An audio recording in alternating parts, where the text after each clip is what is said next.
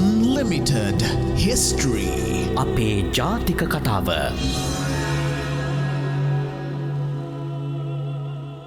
නුවන්මි සියෝආමි බැලූ බොහෝ දෙනා තම බල්ල ඉවර නැති හින්දා අපි කතාව ආරම්භ කරන්න යන්නේ.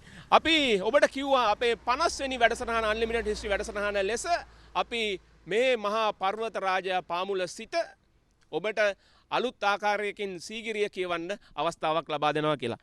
ආයිබුවන් සර්. ආයිබුවන්.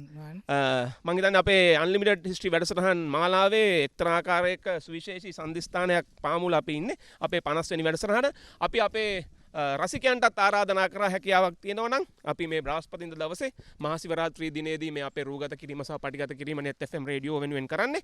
ඉතින් අපේ සීගිරි බලන්න ආපු අපේ හිතවතුන් පිරිසකුත් මේ ස්ථානයට ඇවිල්ලා තියෙනවා. ඉතින් මේගොල්ලන්වත් අපි ආයිබෝන් කියලා පිළිගන්න ගමන්ම අපි වැඩසටහන ආරම්භ කරන්න යන්නේ. අපේ ප්‍රථම වැඩසටහන සුවිශේෂී තැනක ඉඳන් කරන්න යන්නේ. මේ ඔබ අපි මේ ඇවිදගෙන එන මේ දකින්න ගෙය ලංකාවේ පුරාවිද්‍යාව ඉතිහාසය සම්බන්ධයෙන් සුවිශේෂී බංගලාවක්. සුවිශේෂී මැදුරක්.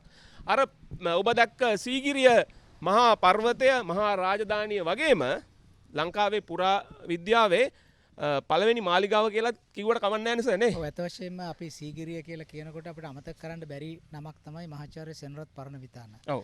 මහාචාර්ය සෙනරත් පරණවිතාන මහත්මයා තමයි සීගිරිය කියන මතකය සීගිරිය කියන තේමාව මහජනයා අතරට ගෙනාවේ. ඒතර අදත් අපි සීගිරිය ගැන කියන හුඟක් දේවල් මහාචාර්ය සෙනරත් පරණවිතාන මහත්මයා කියපු දේවල්. ඉතින් ඊට පස්සේ ඊටාම වැදගත් විද්වත්ව අදහස් ප්‍රකාශ කරලා තියෙනවා. නමුත් අපි මේ එන්න ස්ථානයේ හා සම්බන්ධ වෙන්නේ මහාචාර්ය සෙනරත් පරණවිතාන. ඔව්.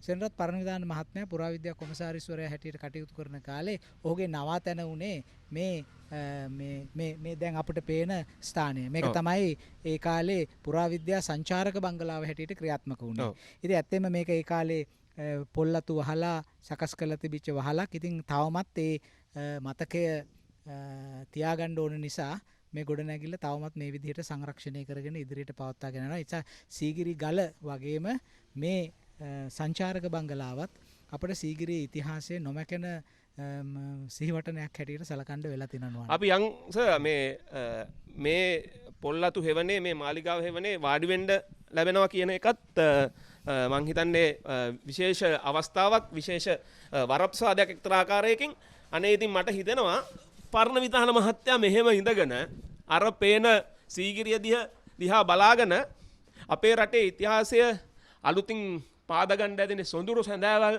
සර් මේ සීගිරිය දිහා බලාගෙන ගත වෙන්න ඇති නේද සර්? ඔව් ඇත්ත වශයෙන්ම දැන් අද අපි මේ සීගිරියට එන්නේ ඊටාම හොඳට පහසු මාර්ගවල මේ සකස් කරපු පරිසරයක. නමුත් මහාචාර්ය සෙනරත් පරණවිතාන මහත්මයා එන්න කලින් ඇත්ත වශයෙන්ම සීගිරිය වැඩ කටයුතු පටන් ගත්තේ ඊට හුඟක් ඉස්සර ඉඳලා යටත් විජිතේ බාරව මෙහෙ ආපු බ්‍රිතාන්‍ය නිලධාරීන් කීප දෙනෙක්ම මෙහෙට ඇවිල්ලා වාර්තා කරලා තියෙනවා. ඇත්ත වශයෙන්ම ඒගොල්ලෝ පුරාවිද්‍යාඥයෝ නෙමෙයි. විශේෂයෙන්ම ශ්‍රීමත් එමර්සන් ටෙනන්ට් වගේ අයත් මේ යන ගමන් මේවා දැකලා වාර්තා කරලා සටහන් තියලා තියෙනවා. ඉතින් ඇත්තෙම HCP බෙල් මහත්මයා තමයි මේ සීගිරිය ගැන හුඟක් වාර්තා කරලා ඉදිරිපත් කරේ මුල් වරට. අපි ඒවා සීගිරිය ගැන කරන ඉදිරි වැඩසටහනවලදී දීර්ඝව සාකච්ඡා කරන්න නියමිතයි. මේ ඊට පස්සේ පරණවිතාන මහත්මයා තමයි මේ ස්ථානයට ඇවිල්ලා පුරාවිද්‍යා කොමසාරිස්වරයා හැටියට මේ සංචාරක බංගලාවේ නතර වෙලා ඊටාම දුෂ්කර පරිසරයක් මැද්දේ ඊටාම වනගහණයෙන් වැහිලා තිබිච්ච කාලෙක මේ ඇවිල්ලා මේ චිත්‍ර ගැන වාර්තා කරලා මේ කැණීම් කටයුතු කරලා මේකේ සීගිරි සංකීර්ණයේ තියෙන නොයෙකුත් දේවල් මතු කරලා ඒ වගේ කළේ. ඒ නිසා අපි අර මුලින් කිව්වා වගේ නුවන් මේ සංචාරක බංගලාව සීගිරිය නැවත සොයා ගැනීමේ කතාවට පෙරවදනක් සපයන තීරණාත්මක තැනක් හැටියට අපිට නිසකේම හඳුන්වා දෙන්න පුළුවන්. හරි. දැන් අපි සීගිරිය ගැන මුළු ලෝකයේම ලෝක උරුමයක් ලෙස සලකන ලෝකේ පුදුම හත ඉක්මවා ගිහිල්ලා 8 වොන්ඩර් එහෙම නැත්නම් 8 වෙනි පුදුමය ලෙස ලෝකයා හඳුන්වන මහා සීගිරිය පාමුල තියාගෙන හැබැයි අපිට සීගිරි නගින්න බැරි හේතුවක් තියෙනවා. ඒ තමයි අපේ වැඩසටහන හැටියට Unlimited History හැටියට අපිට සීගිරිය දැම්ම නගින්න බෑ. මොකද අපි ඒ පියවර සටහන් දන්නේ නැතුව සීගිරිය නැග්ගොත් සමහර ලාවට විවිධ තැන්වල අතරමං වෙන්න පුළුවන්. ඒකින්ද අද මේ සීගිරිය පෙනිපෙනි කාශ්‍යප රජුරුවොත් මේ සීගිරිය පෙනිපෙනි ඒ ගොඩ නැගුව ආරම්භය කතා කරලා තමයි නේද සර් එන්න ඕනේ. ඒකින්ද තමයි අපි මේ සීගිරිය පෙනි මාපාගල ගැන කතා කරන්නේ මාපාගල තියෙන්නේ කොහෙද කියලාම එතනින්ම පටන් ගමුස. ඔව් මං හිතන්නේ අපි මේ ඉන්න තැනම අපේ හිතවත් ශ්‍රාවකයන්ටත් ඒ වගේම අපිව YouTube නාලිකාව හරහා නරඹන ප්‍රේක්ෂකයින්ටත් මේ යම්කිසි සලකුණක් වෙයි මේ මාපාගල කියන්නේ කොහෙද කියන එක බලාගන්න. ඔබ සීගිරියට පිවිසෙනකොට ඔබට සීගිරියට ඇතුල් වෙන්න මාර්ග දෙකක් තියෙනවා.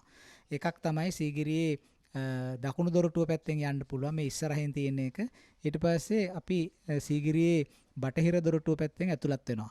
ඉතින් මෙහි කොයි පැත්තෙන් ගියත් මේ විශේෂයෙන්ම සීගිරියේ දකුණු දොරටුවෙන් යන අයට මේ සංචාරක බංගලාව එනකොටම පේනවා.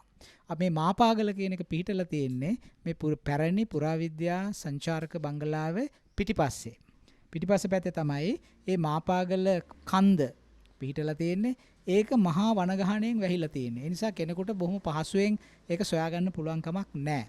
නමුත් උවමනාවෙන් බැලුවොත් දැන් අපි මේ වැඩසටහන ඉදිරියට යනකොට අපිට දකින්න පුළුවන් ඒ මාපාගල කියන ස්ථානයේ තියෙන වැදගත්කම දැනටමත් ඉතිරි වෙලා තියෙන වාස්තු විද්‍යාත්මක කොටස් මොනවද කියන එක අපිට තේරුම් ගන්න පුළුවන් වෙනවා. ඉතින් අපි නුවන් ඉස්සෙල්ලාම මේක හඳුන්වලා දෙන එක වැදගත් අපේ ශ්‍රාවකීන්ට. එතකොට මාපාගල අපේ අවධානයට යොමු නොවුනත් මේ වර්තමාන කාලේ මේ සීගිරිය කියන අද්විතීය වාස්තු විද්‍යාත්මක නිර්මාණය ඒක නගර සැලැස්මක් කියලා අපි ඉදිරියේ කතා කරනවා. අපි සංකේත පෙන්නනවා.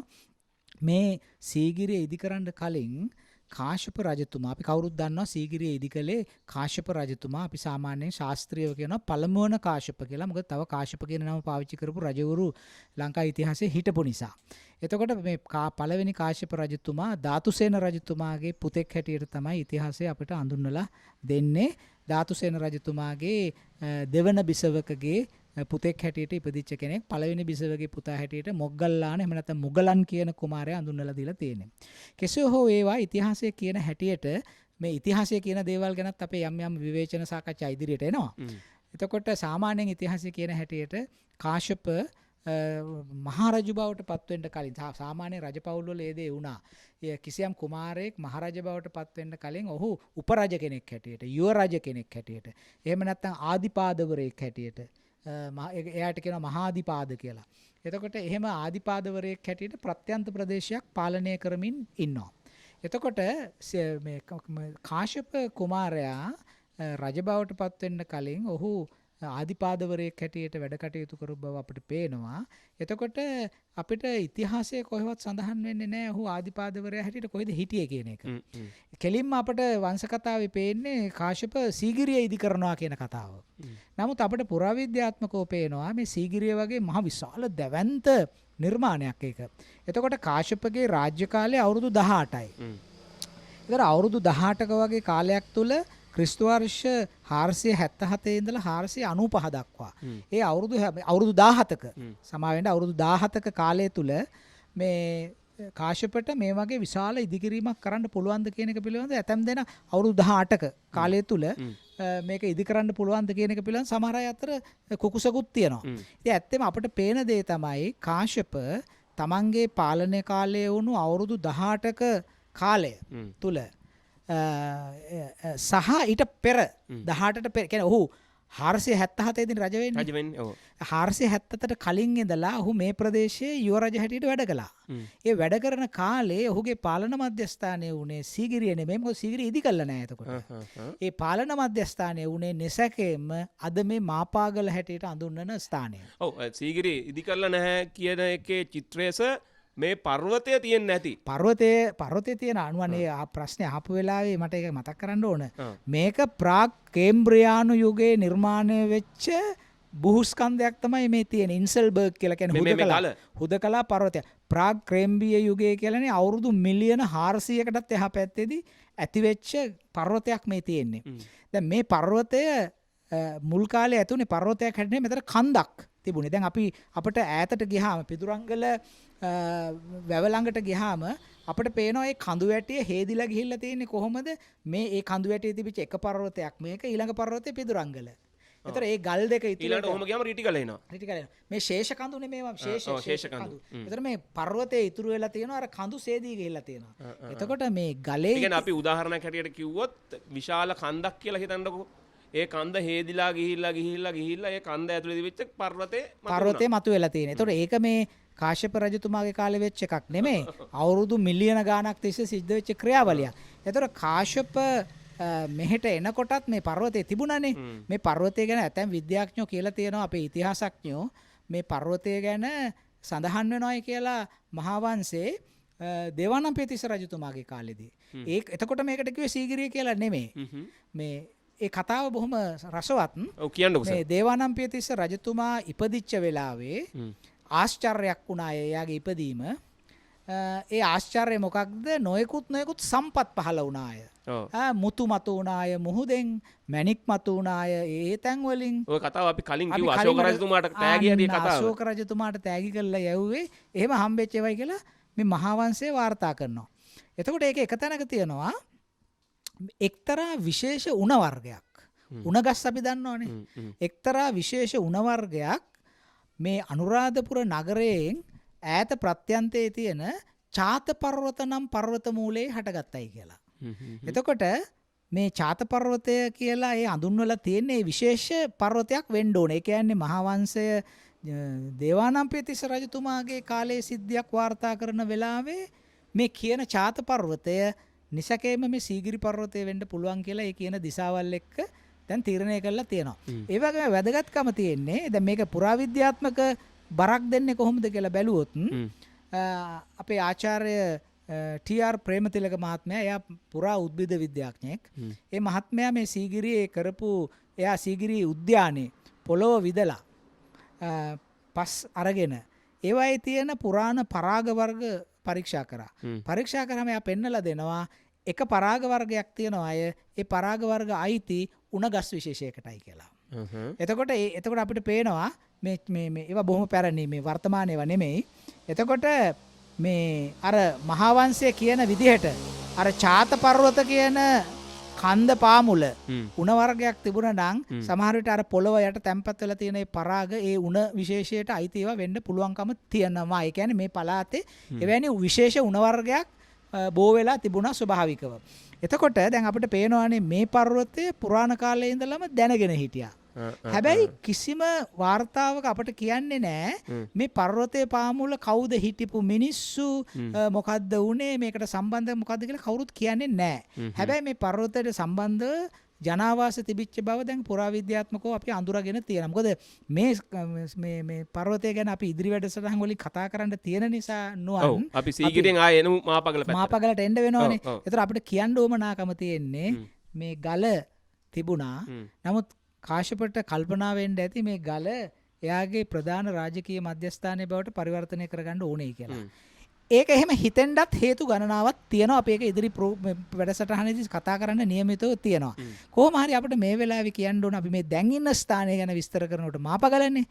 මාපාගල අඳුනාගෙන තිබෙන්නේ කාශ්‍යප රජතුමා සීගිරිය ඉදිකිරීමට පළමුව ඒ කටයුතු කිරීම සඳහා තමන්ගේ මධ්‍යස්ථානය බවට පරිවර්තනය කරගත්තේ මේ මාපාගල කියන ස්ථානය. ඉතින් අවාසනාවකට නුවන් මේ ස්ථානයේ තියෙන නෂ්ටාවශේෂ ගැනවත් එහෙම නැත්තම් මේ ස්ථානය ගැනවත් අපේ මේ සීගිරිය බලන් දෙන අපේ රටේ අපේ හිතවත් ශ්‍රාවකයෝ අපේ හිතවත් මිත්‍රයෝ පුරවැසියෝ ඒ කිසි කෙනෙකුට ඒ පිළිබඳ වැටහීමක් ලබා ගන්න ක්‍රමයක් ලැබිලා නැහැ.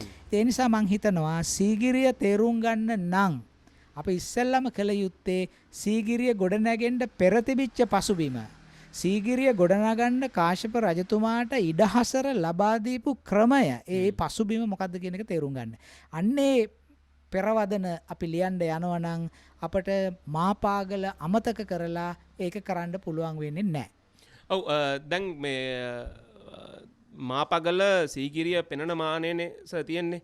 එතකොට මේ සර්ගේ කියවීම අනුව සීගිරිය රාජධානිය ගොඩනගන්න කලින් දැන් අපි දන්නවා පස්වෙනි සියවසේ සීගිරි රාජධානිය යම්කිසි දවසක කාශ්‍යප රජුර ගොඩනගන්න නැතිනේ.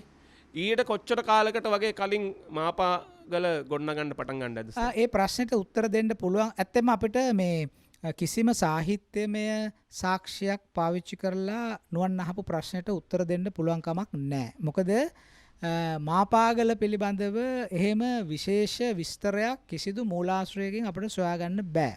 නමුත් අපට සාහිත්‍යයෙන් තොරතුරක් හොයාගන්න බැරි නම් අපට ඊළඟට යන්න තියෙන දේ තමයි පුරාවිද්‍යාත්මක මූලාශ්‍රයකින් අපට මේ ප්‍රශ්නෙට උත්තරයක් හොයාගන්න පුළුවන්ද කියන එක. ඉතින් මට මතක හැටියට අපි 1990 අවුරුද්දේ වෙන්න ඕන 90 හෝ 91 අවුරුද්දේ වෙන්න ඕන. මට හරියට නිච්චි නෑ අවුරුද්ද. අපි මේ මාපාගල මේ ප්‍රධාන ප්‍රාකාරය ඒ කියන්නේ ඇතුලේ අන්තහ ප්‍රාකාරය ඇතුලේ තිබෙන ප්‍රාකාරය පිටත් පොඩි ප්‍රාකාරයක් තියෙනවා. අපි ඇතුලේ ප්‍රාකාරයේ පාමුල මේ කැණීමක් කළා. ඒ වගේම අපි කැණීමක් කළා මේ ඒ ප්‍රාකාරයේ ගිහිල්ලා හේතු වෙනවා සීගිරි මහවැවට. දැන් අපි ඉදිරියේදී ඒක පෙන්වන්න යනවානේ. ඒ සීගිරි මහවැවට හේතු වෙනවා. ඒතර අපි මොකද කළේ? සීගිරි මහවැවේ වැකණ්ඩිය අයිනේ අපි කැණීමක් කළා. කවුරු වරදවා වටහා ගන්න එපා. වැව් කණ්ඩයට හානි කළේ නෑ. වැව් කණ්ඩිය හරහා කැපුවේ නෑ.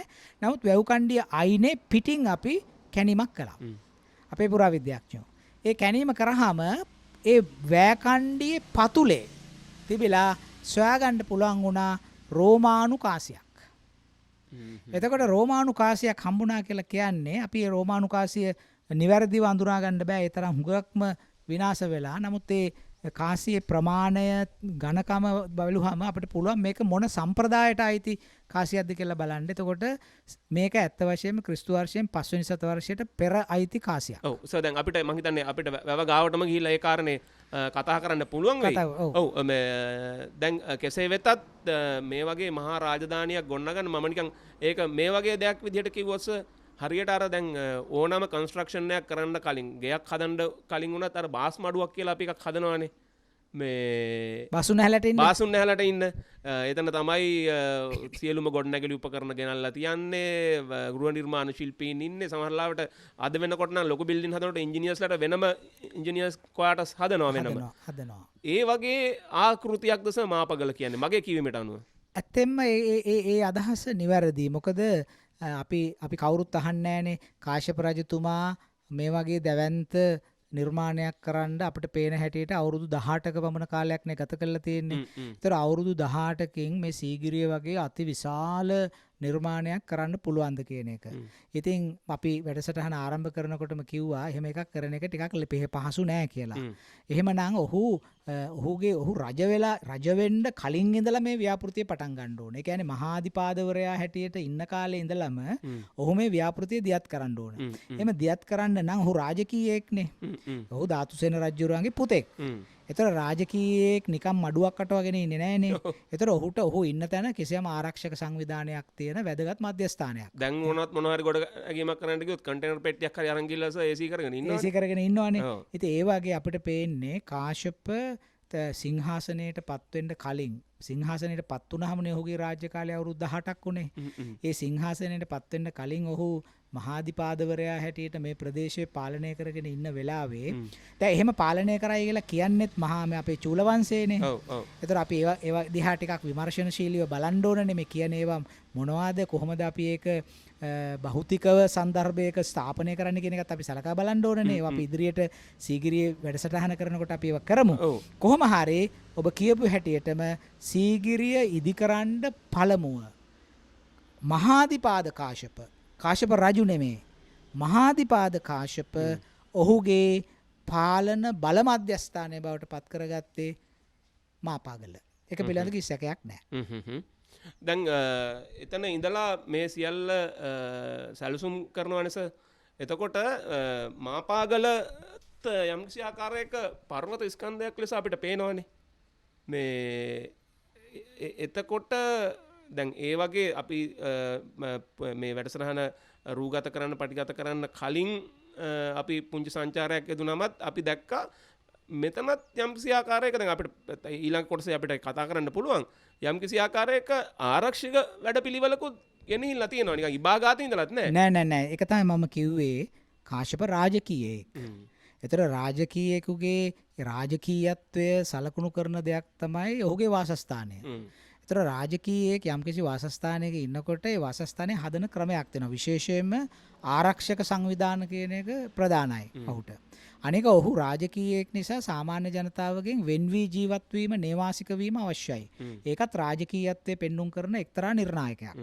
ඒ නිසා අපිට ඊටාම පැහැදිලිව පේනවා සීගිරිය වගේ තැනක දැන් මේ කවුරු හරි හිතයි සීගිරි පර්වතයේ ඉඳලා මාපාගල තියෙන කොයි පැත්තේද කියලා අපිට කිව්වේ නෑනේ වැඩසටහනේ කියලා. ඒකයි චුට්ටක් කියන්න ඕනේ. ඔව් ඇත්තෙන්ම සීගිරි ගලේ ඉඳලා සීගිරියේ දකුණු පැත්තේ අන්තයේ තමයි මේ මාපාගල තියෙන්නේ. එතකොට මේ මාපාගල කියන ස්ථානය මේ වගේ විශේෂ බැමි බැඳලා මම තව මොහොතකින් අපිට පුළුවන් පෙන්වන්න මේ දර්ශන පෙන්වන්නේ මේකේ මේ මෙවැනි දැවැන්ත ගල් වලින් හදපු බිත්තියක් සහිත ස්ථානයක් මෙතන ස්ථානගත වෙන්න යම්කිසි තර්කානුකූල හේතුවක් තියෙන්න ඕන. ඉතින් හේතුව අපිට ඊටාම පැහැදිලි. ඒක කවුරුත් පැහැදිලි කරන්න ඕනේ නැහැ. ඊටාම පැහැදිලි. අනික දැන් විවහාරයෙන්ම ආවනේ මේකට මාපාගල කියලා. ඔව්. හරිද? දැන් මේ සීගිරිය කියන සීගිරියට හා සීගිරියට තදානුබද්ධ මතකය අවුරුදු දහස් ගණනක් තිස්සේ මිනිස්සු අරගෙන ආවා. ඇත්ත වශයෙන්ම මේ මෑත කාලේ සීගිරිය හොයාගන්න කලින් පවා මේ පළාත්වල හිටපු මිනිස්සු මෙහෙට කිව්වේ සිහිගිරි නුවර කියලා. ඒ වගේම මේ කැටපත් පවුරේ මේ 18 වෙනි සතවර්ෂයේ 19 වෙනි සතවර්ෂයේ ලියපු ලියවිලි තියෙනවා. විශේෂයෙන්ම 18 වෙනි සතවර්ෂයේ ලියපු ලියවිල්ලක් තියෙනවා. මේ දඹුලු මේ ගල් ගුහාවල චිත්‍ර ඇඳපු නිලගම පටබැන්දා කියන මහා චිත්‍ර ශිල්පියාගේ පවුලේ අය සීගිරිය ආවයි කියලා. බලන්න මේක හරිම වැදගත් දෙයක්. මොකද ඒ කියන්නේ මේ ක්‍රිස්තු වර්ෂ 1700ත් කට්ටිය සීගිරිය ඇවිල්ලා තියෙනවා. සීගිරිය ඇවිල්ලා තියෙනවා.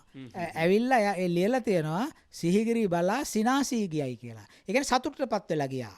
ඒ මොකද නිලගම පටබැන්දා චිත්‍ර ශිල්පියා කීර්තිශ්‍රී රාජසිංහ රජතුමාගේ අනුග්‍රහයෙන් දඹුලු විහාරයේ චිත්‍ර ඇඳපු එක්කෙනා. ඔය කියන්නේ ඔය මහනුවර යුගයේනේ. මහනුවර යුගයේ. ඔව් දැන් සීගිරිය හැදුවේ අනුරාධපුර යුගයේ. අනුරාධපුරේ. ඒ කියන්නේ සීගිරිය හදලත් අවුරුදු 10කට විතර පස්සේ මේ එන්නේ. හරි. එතකොට දැන් බලන්න ඒ කියලා තියෙන දේ සීගිරිය ඇවිල්ලා මේක බල්ලා සිනාසී ගියයි කියලා කියන්නේ ඒ ශිල්පියෝ ඇවිල්ලා මේ චිත්‍ර බැලුවා. මේ චිත්‍ර බලලා ආනුභාව ගත්තා. සතුටු වෙලා ඒගොල්ලෝ ආඩම්බර වෙන්න ඇති මේ අපේ පරම්පරාවේ චිත්‍ර ශිල්පියෝ ඇඳපු චිත්‍ර කියලා. එතකොට එහෙම ඒ විදිහට ඒ කටයුතු කරගෙන ගියා. එතකොට මේ මාපාගල කියන ස්ථානය ආරක්ෂක සංවිධාන විතරයි අපිට දැන් ඉතුරු වෙලා තියෙන්නේ. මොකද ඒවා බොහොම දැවැන්ත විදිහට කරපු ගල් බැමිනේ. දැන් කාශ්‍යප රජ වෙලා සීගිරිය පදිංචියට ගිහිල්ලා අවුරුදු 18ක කාලයෙන් පස්සේ සීගිරියත් අතහැරිලා යනවානේ. ඉතින් අපිට හිතන්න තියෙන්නේ මාපාගලට මොනව වෙන්න බැරිද කියලා. හරි.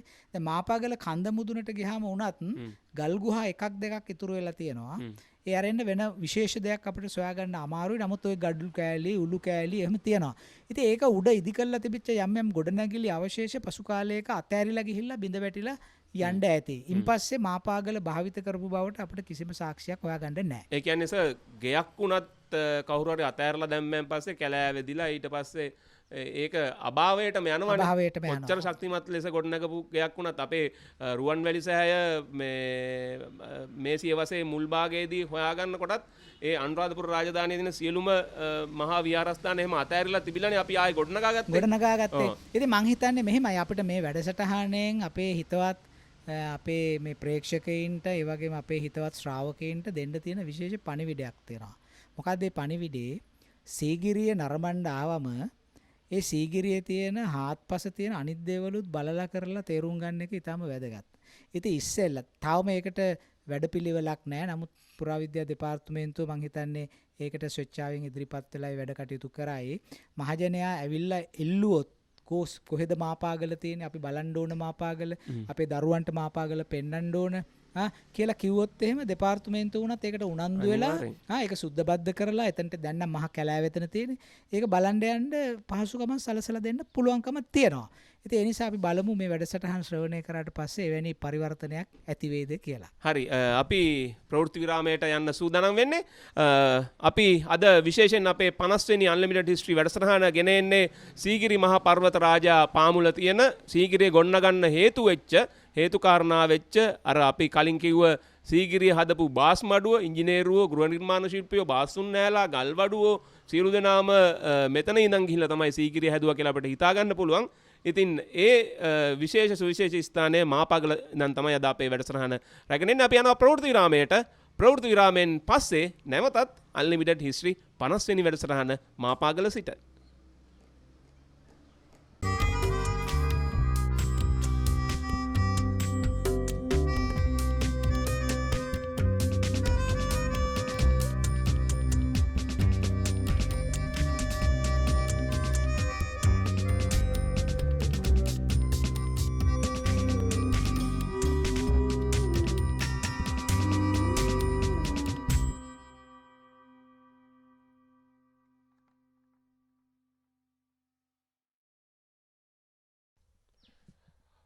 ප්‍රවෘතිරාමෙන් පස්සේ අපි නැවතත් අන්ලිමිටඩ් හිස්ට්‍රී 50 වෙනි වැඩසටහනත් සමග ඔබ දන්නවා අද අපේ මහාචාර්ය රාජ් සෝමදේවයන් සමග අපි අද සීගිරි පරිශ්‍රය පාමුල සීගිරියට මුල් වෙච්ච මාපාගල පුරාවිද්‍යා පරිශ්‍රයේ සිට තමයි අපේ 50 වෙනි වැඩසටහන ගෙන එන්නේ. ඔබට අපි සීගිරිය මෙච්චර ළඟ තියාගෙන ඇයි සීගිරිය කියන ප්‍රස්තුතේ කතා නොකර මාපාගල ගැන කතා කරන්න ඇයි කියන කාරණය අපේ මහාචාර්ය රාජ් සෝමදේවයන් මුල් අඩහෝරාවේදී ඔබට කියලා දුන්නා. ඇයි එහෙම අපි මේකේ තියෙන වැදගත්කම මොකක්ද කියලා අපි දැන් මේ අවස්ථාවේ ඉතා යටිරෝපණය ඉතා ශාස්ත්‍රීයව වැවිච්ච කටුපඳුරු සහිත කැලෑරොදක් ඔස්සේ එනකොට අපිට හම්බුණා දිගු ගල් බැම්මක් සමහර ගල් අඩි 4-5 ප්‍රමාණයේ වර්ගඵලයේ 4-5 ප්‍රමාණයේ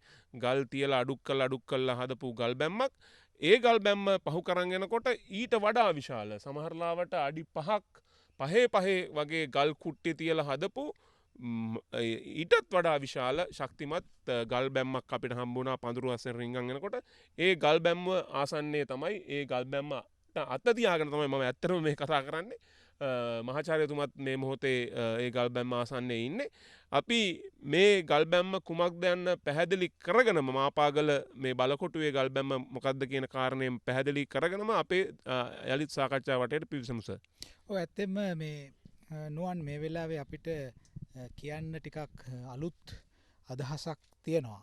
දැන් අපි මේ ඉන්නේ මාපාගල ඇතුළු බැම්මේ ඉදිරිපිට අපි පහු කරන් ආවේ පිටත බැම්ම. පිටත බැම්මක්. පිටත පොඩි බැම්මක් තියෙනවා. කියන්නේ පිටත බැම්මේ ඉඳලා අඩි මං හිතන්නේ 15කට විතර පස්සේ තමයි ඇතුළු බැම්ම තියෙන්නේ. ඔව් ඊටත් වැඩි වගේ මට හිතෙන්නේ. අඩි 25ක් විතර තියෙනවා.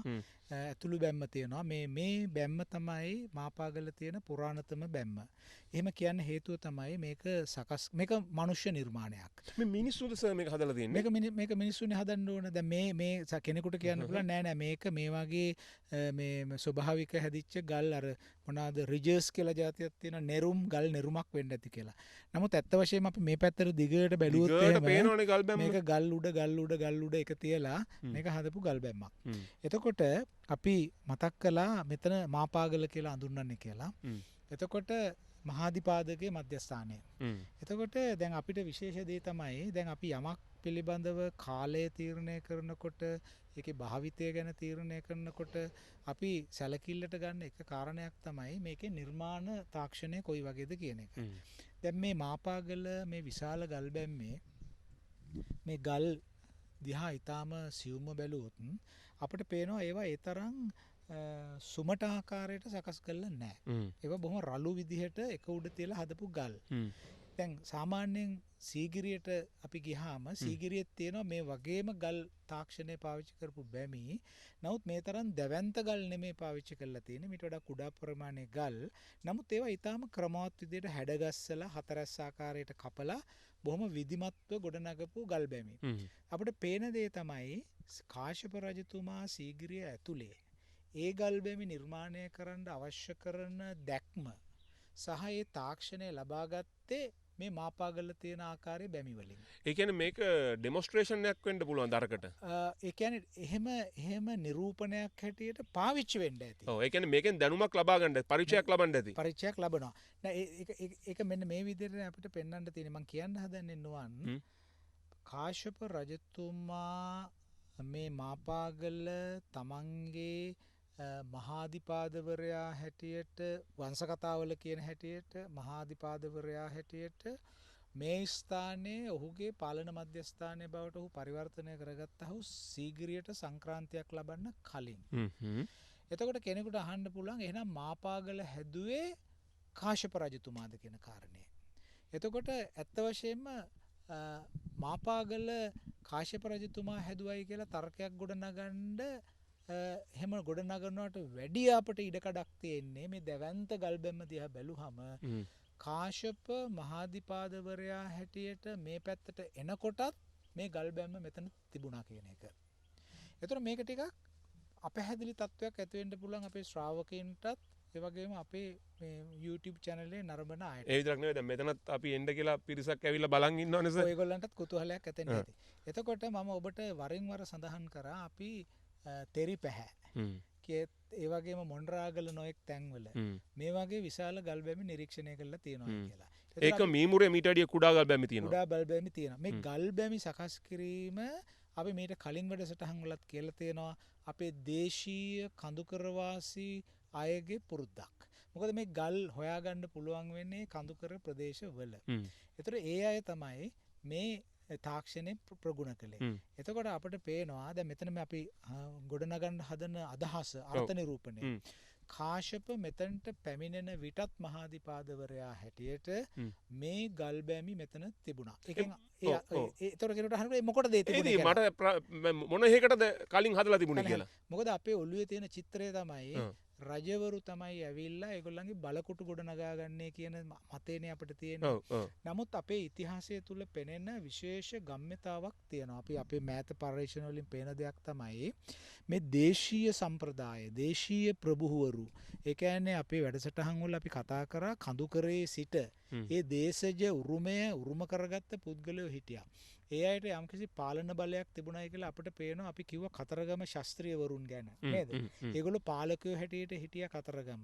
ඊළඟට චන්දනගාමේ ශාස්ත්‍රීයෝ හිටියා. ශාස්ත්‍රීයෝ කියලා කිව්වට ඒවා පස්සේ පට බැඳෙච්ච ඒවා. ඒගොල්ලෝ පාලනය කරපු නිසා. එතකොට අපිට පේනවා අපේ උපකල්පනය මේක අත් වශයෙන්ම මේක කැණීමක් කරලා තහවුරු කරන්න වටින දෙයක්. මේ ගල්බැමි සී කාශ්‍යප මහාධිපාද හැටියට මේ පළාතට එනකොටත් මේ ගල්බැමි තිබුණා. මේ ගල්බැමි තිබුණා සහ මේ ගල්බැමි හදපු අපේ දේශීය ජනතාව කියන්නේ ප්‍රභූත්වයක් ආරෝපණය කරගත්ත ඒ දේශීය අයගේ පාලන මධ්‍යස්ථානයක් හැටියට ප්‍රාදේශීය පාලන මධ්‍යස්ථානයක් හැටියට මේක තියෙන්න ඇති කියන එක අපිට ඊටාම පැහැදිලිව පෙන්වන්න පුළුවන්.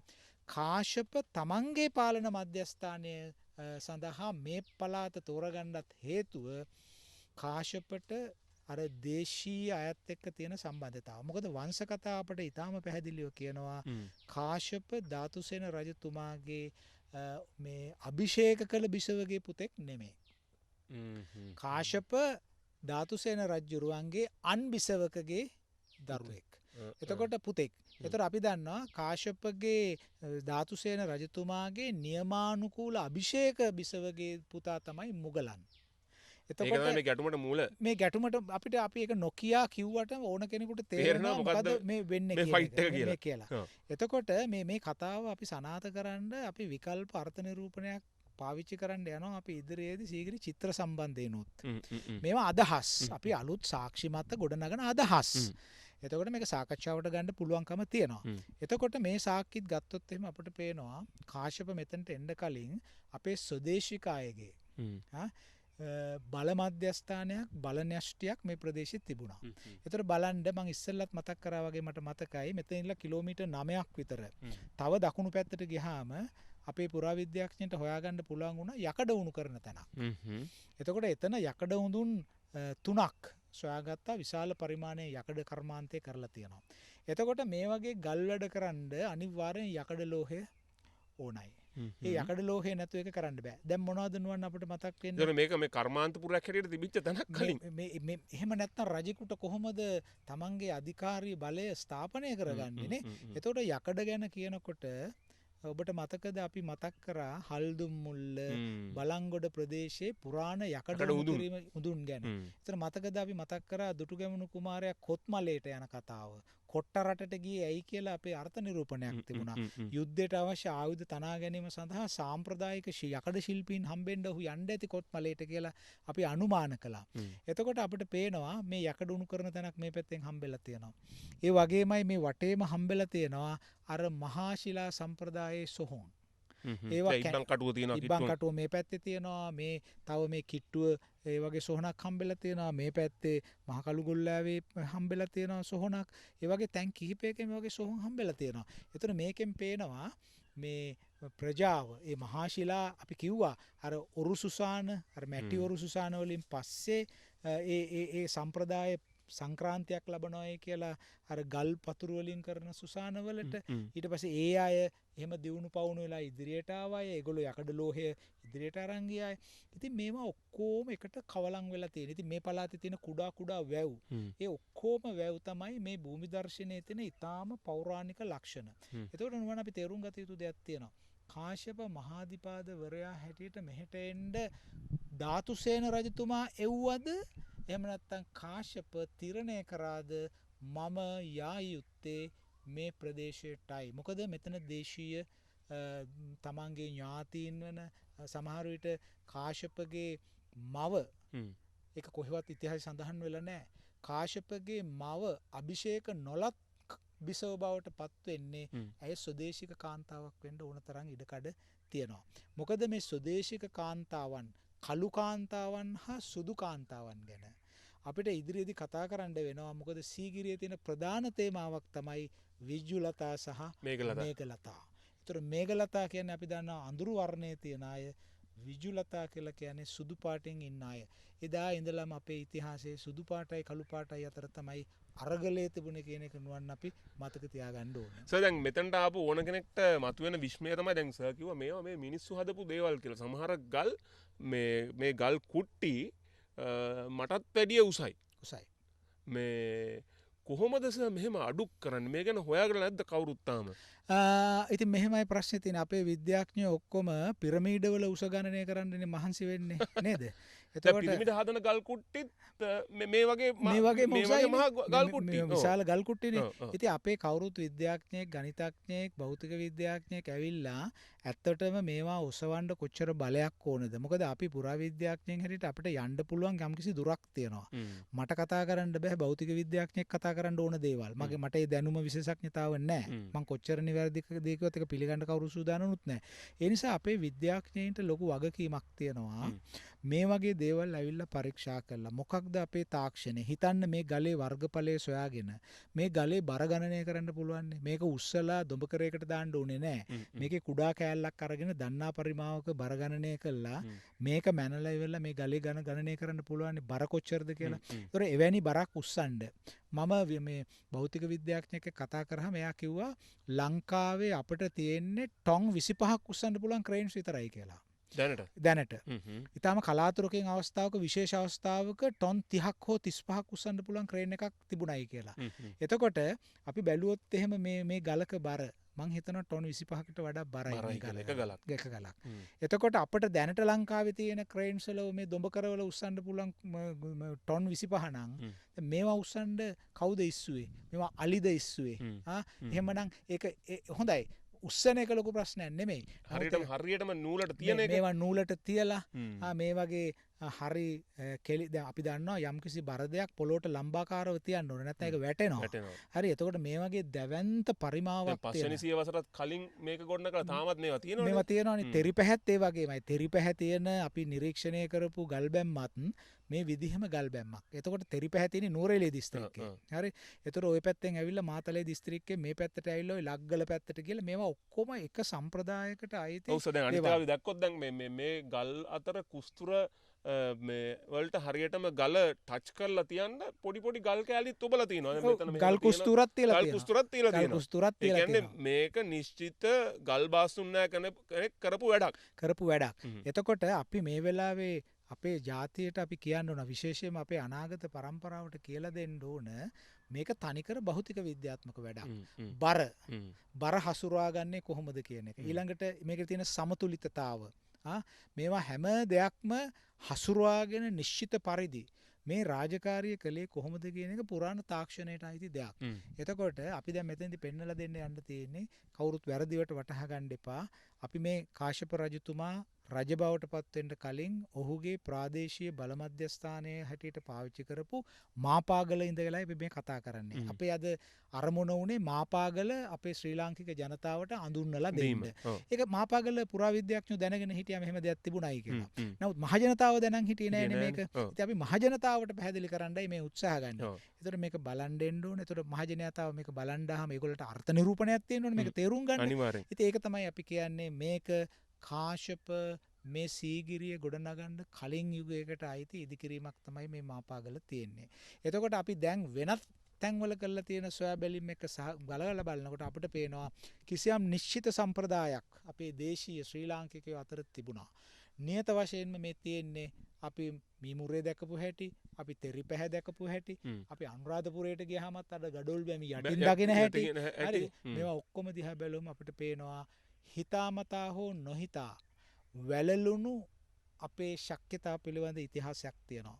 අදටත් මේවා වැළලිලා තියෙන්නේ අපි වෙන දෙයක් ඉතිහාසයෙන් ඉල්ලා සිටින නිසා. දැන් සර් දැන් මේවා දැනටත් අපි දැන් නූතන තාක්ෂණයේ පරිගණක දොඹකරවල ඉන්න කොටත් මේ අපිට මේක මීට අවුරුදු 1500කට 2000කට කලින් කොහොමද දෙයනේ මෙච්චර ගල් කුට්ටි උස්සලා ඉවරලා එකට තියලා සාමාන්‍යයෙන් කිලෝමීටරයක් විතර දිග බැම්මක් බැන්ද කියන විශ්මය අපිට පත්තියම් කරගන්න බැරි වුණාම වෙන්නේස අපි මේක මානව නිර්මාණයක් කියන තැනින් වෙන අద్භූත කවුරු හරි ඇවිල්ලා හැදුව තැනකට මේ විතැන් කරනවානේ. ඒ කියන්නේ මේක විද්‍යාත්මකව හැදෑරුවේ නැති වුණාම වෙන්නේ අපි මිත්‍යාවට මේක ගැට ගන්නවා. මිත්‍යාව ගැට ගන්නවා. ඒක තරම් අපරාධයක් නෑ නේද අපේ හෙළ ඉතිහාසෙට කරන්නේ. ඉතිහාසෙ නෑ. මොකද ඕනෑම පැහැදිලි කරගන්න බැරි දෙයක් අපි කෙලවර කරන්නේ මිත්‍යාවකින්. ඉතින් ඒ නිසා අපේ වගකීමක් තියෙනවා මේවට නියම අරුත් සපයන්න. ඒතර කවුරු හරි කෙනෙක් මෙතනට ඇවිල්ලා පැහැදිලි කරන්න පුළුවන් මේ කාලේ හිටියේ මෙන්න මෙහෙම අద్භූත බලයක් තියෙන අය ඒගොල්ලෝ තමයි මේවා කරේ කියන එක. නමුත් අපි ඒකෙන් අයිනට ගිහලා අපි මෙතෙක් වෙලා මේ මාපාගල බැම්ම ගැන කතා කරේනුවන් භෞතික විද්‍යාත්මක කරුණේ. දැන් අපි ටිකක් සමාජ විද්‍යාත්මක පැත්තට මේක හැරෙමු. දැන් බලන්න මේ වගේ දෙයක් කරන්න ශ්‍රමය අවශ්‍යයිනේ. එතකොට මේ වගේ දෙයක් කරන්න පොඩි ශ්‍රමයක් අවශ්‍ය වෙන්නේ. අර විශාල ශ්‍රමයක් අවශ්‍ය වෙනවා. ඒ වගේ මේ ශ්‍රමය අයිති අයට තියෙන්න ඕන මේ තාක්ෂණය පිළිබඳ දැනුමක්. ඒතර එහෙමයි ඉන්න ඕන. ඊළඟට මේ වගේ පිරිසක් මේ වගේ දෙයක් කරන්න හසුරුවන එක සංවිධානය කරන එක. ඒකට නායකත්වයක් තියෙන්න ඕන. නායකත්වයක් නිර්මාණය වෙන්න නම් බලයක් තියෙන්න ඕන. එහෙමනම් මේවා නිශ්චල ගල්බැමි තමයි. නමුත් මේ නිශ්චල ගල්බැමි වලින් අපට කියන නිහඬ යථාර්ථයක් තියෙනවා. ඒ කියන්නේ මේ කතා කරන ගල්බැමි. මේවා කතා කරන ගල්බැමි. මේ ගල්බැමි ඇතුලේ තියෙනවා අපිට තේරුම් ගන්න කතාවක්, නිසලව කියන කතාවක්. මේ ගල්බැමි ඉදි කර. ඒ කියන්නේ සීගිරියේ කාශ්‍යප රජතුමා තමාගේ රාජධානිය ඉදි කරන්නත් කලින් ඉඳලා මේ ප්‍රදේශවල ඊටාම සංවිධානාත්මක ආකාරයට බලය සංකේන්ද්‍රගත වෙච්ච බලය හසුරුවපු බල න්‍යෂ්ටීන් බල චරිත ජීවත් වුණා. හැබැයි ඉතිහාසයේ කොහෙම තැනකවත් ඕක නැහැ. ඉතින් ඉතිහාසඥයෝ කියයි මගේ පැත්තට ඇඟිල්ල දික් කරලා ඉතිහාසය විකෘති කරන්න හදනවා. ඉතිහාසයේ නැති ඒවා කියනවා. මම කරුණාකරලා සාදරයෙන් ආරාධනා කරනවා සියලු දෙනාට මාපාගල බැම්ම ගාවට ඇවිල්ලා අපි සංවාදයක් පවත්වමු. මෙව්ව කවුද කරේ කියන අහන්නේ. මේක ඉබේ පහළ වෙච්ච උපාපාතික වස්තු නෙවෙයිනේ මේවා. මේවා මිනිස්සුන්ගේ අත් වලින් කරපුවා. මේ නිකම් මේ සතෙකුට මද්දක් අටවනවා වගේ වැඩක් නෙමෙයිනේ මේ තියෙන්නේ. ඔව් දැන් මේ මදු අටවලා තිබ්බ මේ අපේ එන පිරිස මේ සමහරලාට මේ අද වැඩසටහන කරන්න හම් වෙන්නේ මේ ඉතින් දැන් මේවා පරේක්ෂකයන්ගෙන් රිසර්ච් කරන එකටත් හන්ටිං කියලා කියනවා. ඒ කියන්නේ අපි මොකක් හරි හන්ට් කරන්න යනවා. යම්කිසි කරුණක් දැනුමක් නොලෙජ් හන්ටිං වලට යන්න පුළුවන් නේ. නොලෙජ් හන්ටර්ස්ලාගෙන් මේවා මිදුනම අර සත්තු හන්ට් කරන සත්තු දඩයන් කරන මිනිස්සුන්ගේ නිජ මේ මර්මස්ථාන බවට මේවා නිකම්ම පත් වෙනවා. නෑ ඒක ඇත්ත. ඉතින් ඇත්ත වශයෙන්ම ඥානය අනුභව කරන්නන්ගේ සම්ප්‍රදායක්නේ දැන් තියෙන්නේ. ඥානය දඩයන් කරන සම්ප්‍රදායක් දැන් නැති වෙමින් සමාජය තුල යනවා. ඉතින් ඒ නිසා අපි සියලු දෙනාම එකට එක්කහු වෙලා මතයක් ඇති කරන්න ඕනේ. එක මතයක් නෙමෙයි. මත 2 3 4 5 10 15ක් වෙන්න පුළුවන්. මොකද මේ මත එකිනෙකට ප්‍රතික්‍රියා කිරීමෙන් තමයි සත්‍ය වළංගු මතයක් ඇති වෙන්නේ. ඒ නිසා මේ අපි ආදාහනග්‍රාහී මතයක් ස්ථාපනය කරන්න උත්සාහ කරනවා කියලා කවුරු හරි අර්ථ නිරූපණය කරන එක වැරදි. ඉතින් අපිට දැන් මේ මාපාගල අද ඉදිරිපත් කිරීමෙන් අපිට කියන්න ඕන උනේ කාශ්‍යප ගැන අලුත් අදහසක් ජනනය කරන්න. කාශ්‍යප මහාධිපාදවරයා හැටියට අනුරාධපුරයෙන් පිට ඇවිල්ලා පාලනය කරයි කියන එක ඉතිහාසයේ සඳහන් වුණාට අපට හැඟෙනවා කාශ්‍යප තමාට ඉදිරියේදී ඇතිවන යම්කිසි අනාරක්ෂිත භාවයක සංඥාව පහළ වුණු නිසා කාශ්‍යප අනුරාධපුරයෙන් පිටමං වෙලා තමන්ගේ මව්පාර්ශවයෙන් වෙන්න පුළුවන් ඒ දේශීය සම්ප්‍රදායට උරුමේ තියෙන අය ළඟට ආව අය ඒගොල්ලන්ගේ ඒ වෙනකොටත් පැවතිච්ච මධ්‍යස්ථානයකට කාශ්‍යප ආවේ කියන එක අපිට නිසකව ගොඩනගන්න පුළුවන් විදියට පුරාවිද්‍යාත්මක සාක්ෂිත් තියෙනවා. ඒතර අපි දන්නවා අපේ දේශීය මිනිස්සු හොඳ යකඩ තාක්ෂණ ශිල්පීන්. ඒතර මෙතනilla කිලෝමීටර් 9ක් එහා පැත්තේ තියෙනවා නම් අලකොළ වැව දෙහිගහයල කන්ද යකඩ නිෂ්පාදනාගාරය හරි අපි වටිනවා මට ඒ වෙලාවේ මතක් කරන්න ඕන ආචාර්ය රෝස් සෝලංගාරච්චි මැතිණිය ඒ ගැන පර්යේෂණ කරා ආචාර්ය උපාධියකුත් කළා. ඉතින් ඒ අය මේ ගැන ප්‍රකාශයට පත් කරලා තියෙනවා. ඒ ලිපි ලේඛන කියවන්න පුළුවන්. ඒතර අපිට පේනවා එහෙම බැලුවට පස්සේ මේ ස්ථානයේ මේ යකඩ උණු කරමින් අර දේශීය දැන් අපි ඒ දේශීය ජනතාව ගැන කියන්න ඕනේ නුවන්නේ මේ මාතලේට බොහොම කිට්ටුයි. දැන් මේ සීගිරිය අයිති මාතලේ දිස්ත්‍රික්කයටනේ. ඉතින් මාතලේ කඳු ටික එහා පැත්තේ බැලුවම ලග්ගලට ගියාම ලග්ගල කොහටද අයිති වෙන්නේ? ඒ කියන්නේ නකල්ස් වලට සම්බන්ධ වෙනවා නේ. ඔය පැත්තෙන් ඔය කඳු කරයෙන් තමයි මේ පැත්තට මේ දිය වෙලා යන්නේ. එතකොට මේ ආයේ මේ පැත්තට තමයි පහු කාලේ අපි එක වැඩසටහනක කිව්වා කඳුකර වාසීන් තනිතලාවට සංක්‍රමණය වුණා. ඒක අවස්ථාවක උන් මහබින්තැන්න ජනාවාස කළා.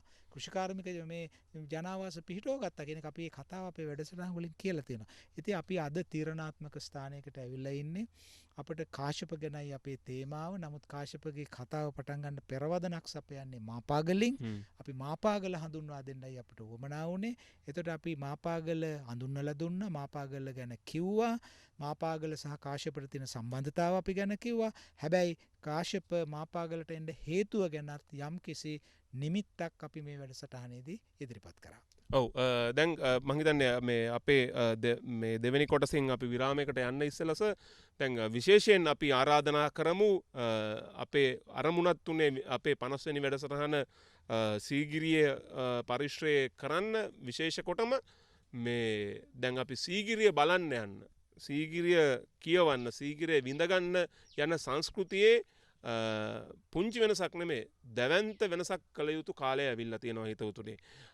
ඔබ සීගිරියට යන්න කලින් මේ දේවල් ටික කියෝගෙන ගියේ නැත්තම් මේ පහසටහන් දැනගෙන ගියේ නැත්තම් අපි කලින් කිව්වාගේ සීගිරි ගල උඩ අතරමං වෙන්න පුළුවන්. ඒක හින්දා ඊළඟ අධ්‍යයන චාරිකාව අර මම හැමදාම කියන කෙලින්පාර සීගිරිය ගල උදුන්ට යන එක අමතක කරලා අඩුම ගානේ විනාඩි 45ක් මේ මාපගල මේ තියෙන ගල් බැම්ම සහ මේ ආශ්‍රිත පුරාවිද්‍යා මධ්‍යස්ථානය බලන්න එන්න. ඒක හරිම ලේසි හොයාගන්න. මේ සුප්‍රසිද්ධ අපේ පරණවිතාන මහත්මයා මේ සීගිරිය පරිශ්‍රය අධ්‍යයනය කරපු නිවස පිහිටි තැන ඒකම සීගිරිය පුරාවිද්‍යා කාර්යාල භූමිය අසලමයි තියෙන්නේ. ඒ පුරාවිද්‍යා නිලධාරීන් නිතාමත් කැමැත්තෙන් ඔබට උදව් කරයි, කැමැත්තෙන් කියලා දෙයි. මං හිතන්නේ සර් ඒ සංස්කෘතිය පටන් ගත යුතු කාලය ඇවිල්ලා. කාලය ඇවිල්ලා තියෙනවා. මොකද මහජනතාව දැනුවත් නොකරන තුරු මහජනතාව මිත්‍යාවේ ගිල්වන්න ඉතාම ලේසි. රටක් සමාජයක් මිත්‍යාවේ ගිලී තියනවා නම් ඒ සමාජයට දියුණු වෙන්න පුළුවන් වෙන්නේ නැහැ. ඕනෑම කෙනෙකුට රිසි දෙයක් කරන්න පුළුවන් වෙනවා සමාජය තුළ මිත්‍යාව වැපිරෙනකන්. ඒ නිසා අපි සීගිරිය වගේ ලෝක උරුමයකට එන පාසල් ශිෂ්‍යයෝ, ගුරු මහත්මීන්, එහෙම නැත්නම් අපේ රටේ සහෝදර ජනතාවට අපි සූදානම් හැම වෙලාවකම ඒ සීගිරිය නැමැති මහ විශ්වකර්ම කටයුත්තේ සැබෑ යථාර්ථය කොමක්ද කියන එක පැහැදිලි කරලා දෙන්න ඕන. හරි. එහෙනම් අපි අද මේ අපේ දෙවෙනි කොටසින් අපි විරාමයකට යන්න අවස්ථාව ලැබිලා තියෙනවා. අද විශේෂයෙන්ම මතක් කරන්න ඕනේ මහාචාර්ය රාජ්සෝම දෙවියන් සමග අපි අන්ලිමිටඩ් හිස්ටරි 50 වෙනි වැඩසටහන ගෙන එන්නේ සීගිරි මහා පර්වත රාජයා පාමුල තියෙන මාපාගල පරිශ්‍රයේ අපි මේ හඳුනගෙන යන විදිහට කාශ්‍යප රජුරෝ සීගිරිය ගොඩනගන්න මූලික වෙච්ච මූලික උත්සාහය දරපු මෙතන ඉඳන් තමයි සීගිරිය ගොඩනගේ කියන තාක්ෂණය හදාරපු ඒ පරිචය ලබාගත් භූමිය තමයි මාපගල කියලා කියන්නේ. අපි යලි යලිත් ඔබට ආරාධනා කරනවා සීගිරිය බලන්න යනවා නම් අඩුම ගානේ පැයක් විනාඩි 45ක් යොදාගෙන සීගිරිය ආසන්නයේම සීගිරි පුරාවිද්‍යා කාර්යාලය ආසන්නයේම තියෙන මාපගලත් අධ්‍යයනය කරලා යන්න බලලා යන්න. ඔබ පාසලක ඉතිහාස ගුරුවරයෙක් නම් අධ්‍යයන චාරිකා අරන් යන කෙනෙක් නම් විදුහල්පතිවරයෙක් නම් කරුණාකරලා ඔබේ දරුවන් වරන් එන්න. ඔබ පවුල් පිටින් සීගිරිය නරඹන්න යනවා නම් ඔබ ටූරිස්ට් ගයිඩ් කෙනෙක් නම් මග පෙන්වන්නෙක් නම් අපේ රටේ සීගිරිය පෙන්වන්න සංචාරකයෝ අරන් යනකොට මෙතෙන්ටත් අරන් ඇවිල්ලා ඒ සංචාරකයන්ටත් මේ විශ්මය පෙන්නල යන්න. අපි එහෙනම් විරාමයකට යනවා. අපේට විරාමයට යන්න කාලය ඇවිල්ලා තියෙනවා. අපි මේ විරාමයෙන් පස්සෙත් අද සීගිරිය මාපාගල සිට අන්ලිමිටඩ් හිස්ටරි 50 වෙනි වැඩසටහන සමග එක්කාසු වෙමු.